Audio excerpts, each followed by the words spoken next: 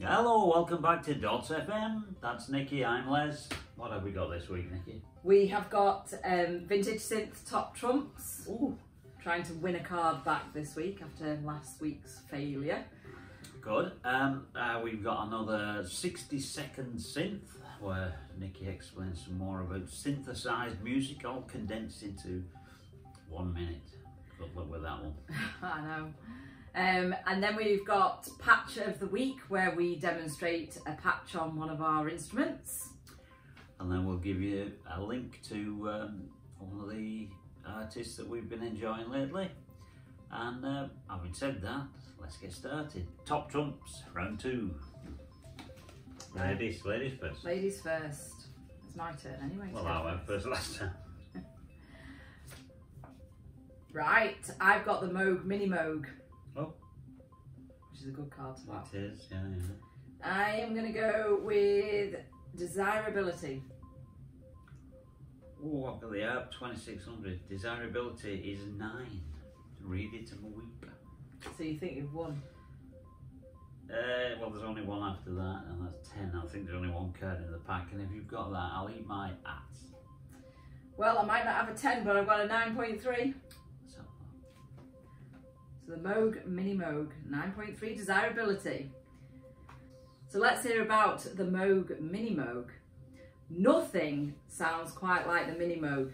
It is, without question, the most iconic monosynth ever made, with engineering errors helping it to make it sound truly special. As Will Gregory states in the Bright Sparks documentary, it jumps out of your speakers, stands in the room and just growls at you. Released in 1970. Is there a reference to a song or anything now? No, but it was used on Kraftwerk's Autobahn. How would you know that? I know a lot about everything. In that case. Or a little about everything, is that?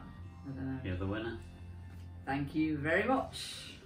Okay, let's move swiftly onwards. Licking my wounds and eating an olive.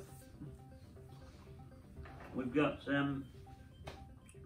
it's you again. 60-second synth. 60-second synth, yes. So this week I am going to be talking about envelopes. Episode 2, Envelopes.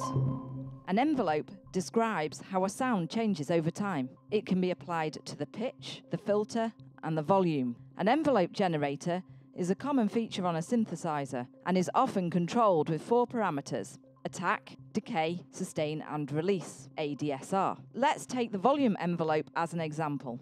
The attack element is how long it takes for the sound to reach its maximum volume after a key has been pressed. Decay is the time taken to move from that peak to a designated sustain level. The sound will then remain at the sustain level until you let go of the key. Release is the time taken for the sound to fade away once the key has been released. Here is an example of a sound with a short attack and release, and an example of a sound with a long attack and release. An envelope can be applied to the pitch and also to the filter, which we will cover next time. That was Nikki with 60-second synth, all about envelopes. Very interesting, I'm sure you'll agree, and a subject that takes some licking. Next we've got Patch of the Week. What have you got for us? So the patch of the week this week is going to be on the Volca Modular. Ooh, my second favourite. Second favourite. Yeah. You like it because it's got wires in it? I like getting the wires crossed.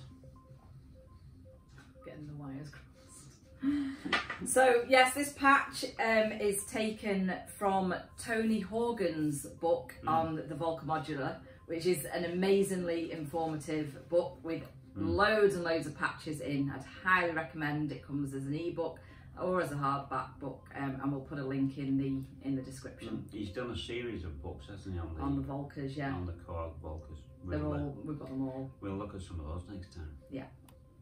Yeah. Anyway, sorry to interrupt.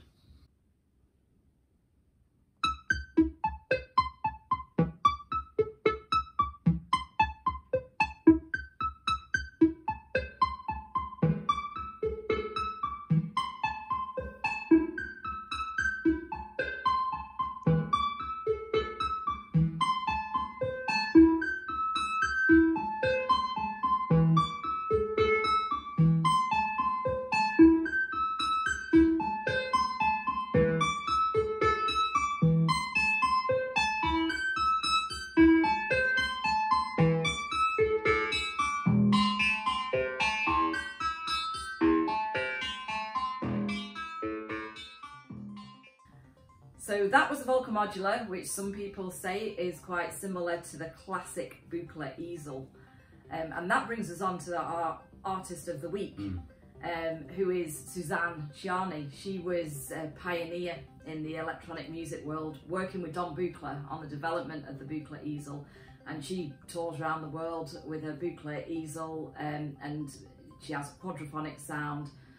And we had tickets. We had tickets to see her at the Electronic Music Festival in Manchester, but unfortunately that's been postponed because it was happening at the start of this month, so lockdown was still happening. So hopefully, fingers crossed, one day we'll get to see her. I hope so. But we did receive last month in our Electronic Sound magazine this fantastic article on Suzanne, and it actually came with vinyl. Not just vinyl, coloured vinyl. Ooh, look at that. It's gorgeous. That's good, isn't it? Yes. I've not seen one coloured vinyl for ages. And that's excerpts from one of her recent live performances. So it was well worth the purchase, wasn't it? It was. Yes. I think that wraps it up. Is that it? Yeah, we'll just put a link to one of Suzanne's performances in the description in case you want to check her out. I recommend you do, she's amazing. That wraps it up for this time. We may well be back another time. So from me, Les, bye-bye. And from me, Nikki, see you next time.